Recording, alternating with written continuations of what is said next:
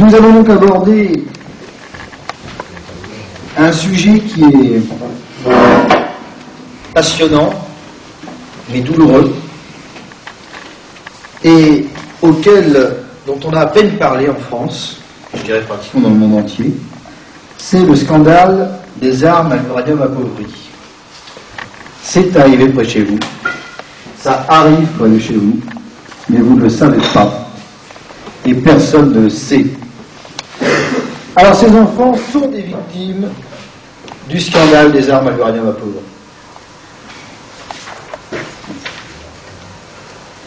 Qu'est-ce que c'est que ce scandale? Le problème, c'est que, comme dans toutes ces affaires, c'est un peu technique, et il faut avoir quelques petites connaissances un peu scientifiques pour comprendre ce qu'il en est. Vous évoluez dans un monde, là, où vous avez des tas de matières, du papier, du bois, du fer, du plastique. Et ce monde, en fait, eh bien, c'est comme imaginez un peintre. Un peintre, il a une palette avec 4, 5, 6, 7, 8 couleurs.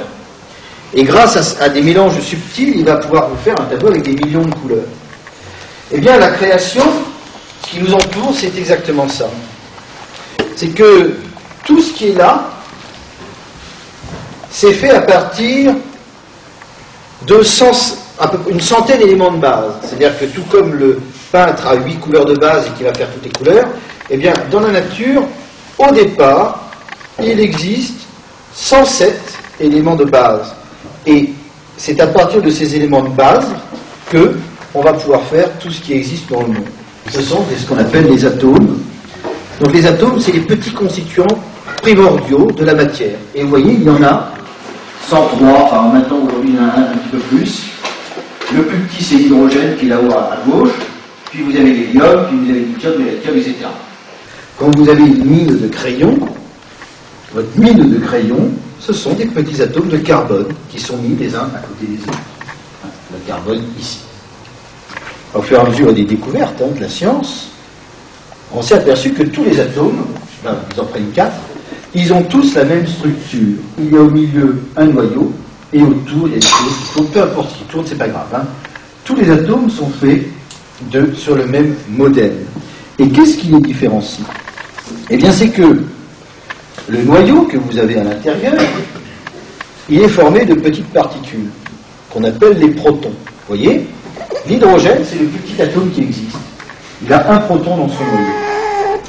L'hélium, en fait, qu'est-ce qui le différencie de l'hydrogène? C'est qu'il a 2 protons dans son noyau.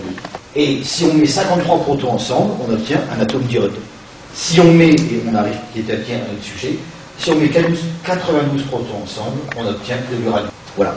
Alors, naturellement, la nature n'est jamais si simple que ça. C'est qu'en fait, je vais vous montrer maintenant quelque chose d'autre. Voilà. Vous voyez ici, l'hydrogène, il a un seul proton dans son noyau. C'est normal. Et il y a le petit truc qui tourne autour.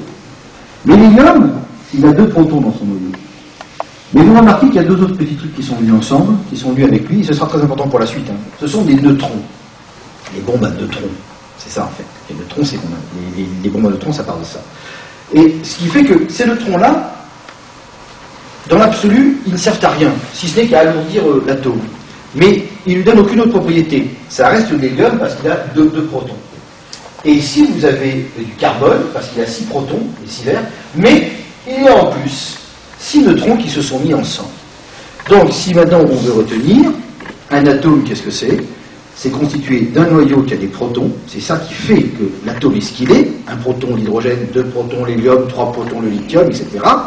Mais, en plus, à côté des protons, se mettent des neutrons. Ils sont un tout petit peu plus lourds, mais ils se ressemblent comme frères et sœurs. Si on pouvait les voir au microscope, on ne pourrait pratiquement pas les différencier.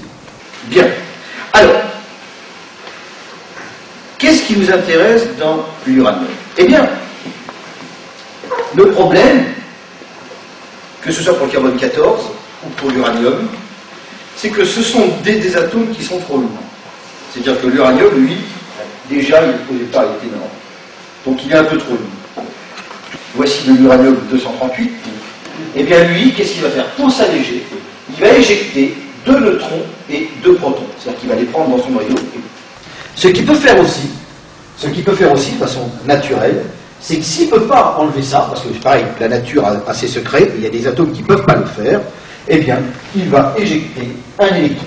Eh bien ça, ce phénomène d'éjection rapide, c'est ce qu'on appelle la radioactivité. Alors, vous avez souvent entendu parler de radioactivité, mais qu'est-ce que c'est?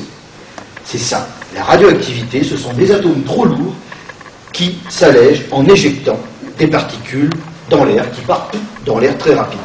Alors le problème, justement, c'est que ces particules, elles sont à vitesse très rapide. Et pour nous, je vais vous expliquer ça tout à l'heure, dans 2 minutes, si on se reçoit ça dans le corps, ça peut être très grave. C'est pour ça que la radioactivité est dangereuse. Si vous prenez un lingot d'uranium, au fur et à mesure, les uraniums, il y en a qui vont éjecter et des petites particules. Donc, on a vu que comme ils éjectent, ce n'est plus de l'uranium parce qu'il a maigri. Il s'est transformé en thorium. Donc, petit à petit, quand vous avez un noyau d'uranium, plus le temps passe, plus l'uranium diminue. Et il arrivera un moment où il n'y en aura pratiquement plus. Alors, le temps que met un lingot d'uranium pour que la moitié de l'uranium se transforme, c'est ce qu'on appelle la période. C'est-à-dire, c'est comme ça qu'on voit combien de temps un élément radioactif dure. Si, par exemple, un élément radioactif a une période de 2 secondes, ça veut dire que quand vous avez un noyau, 2 secondes après, il y en a déjà la moitié qui s'est transformée. Donc ça va aller très vite. Mais le problème, c'est que souvent, ces trucs radioactifs, eh ben, ils ont des périodes, regardez, le thorium, il y a une période de 14 milliards d'années. C'est-à-dire que si vous avez un lingot de thorium, donc il y en a la moitié de partie, il faut 14 milliards d'années. C'est-à-dire que ça va rester radioactif très très longtemps. Et l'uranium, ce qui nous intéresse à nous, c'est 1,5 milliard d'années. C'est-à-dire qu'à partir du moment où vous avez absorbé de l'uranium qui s'est fixé dans votre corps, vous êtes radioactif pendant 1,5 milliard d'années, sous-entendu jusqu'à la fin de votre vie. Donc c'est pour ça que la radioactivité est si dangereuse. Alors il y a des choses qui sont beaucoup moins. Dans le francium, c'est 21 minutes. Donc à la limite, s'il y avait un noyau de francium ici, dans les 40 minutes, il n'y a pratiquement plus rien. C'est bon. Mais s'il y a de l'uranium là, il mettra 2 milliards d'années à partir si personne n'en a. C'est pour vous dire, que vous commencez à comprendre que quand on commence à polluer à l'uranium, c'est pas une petite pollution qui va durer très très peu, c'est une grosse pollution très grave. La radioactivité, on a découvert ça vers le début du siècle, enfin début du siècle dernier, début des années 1900. Au départ, ça a été quelque chose, on ne savait pas à quoi ça servait, on l'a découvert, beaucoup de scientifiques sont morts d'ailleurs, sont morts irradiés sans le savoir. Mais jusqu'au jour où, en 1939, 2 scientifiques allemands se sont amusés, entre guillemets, à faire ça. Ils ont bombardé un atome d'uranium 235 en le bombardant avec une petite particule. Et qu'est-ce qu'ils se sont aperçus? Que le noyau, une fois qu'il avait été percuté, il se séparait en 2. Alors, quand il se sépare en 2, il émet de l'énergie. Peu importe pourquoi, admettez-le. Alors, il est évident que si un noyau tout seul se sépare en 2, l'énergie, on ne la sent même pas. Mais, si c'est des milliards d'atomes qui se séparent en même temps, ben, l'énergie, ça commence à être bon. Et avec cette énergie, on peut commencer à chauffer de l'eau, par exemple. Et faire de la vapeur. Et puis, immédiatement, mais les scientifiques se sont dit, mais dites-moi, donc on pourrait utiliser ça pour faire de l'énergie. Mais si jamais on désintègre des milliards d'atomes à la fois,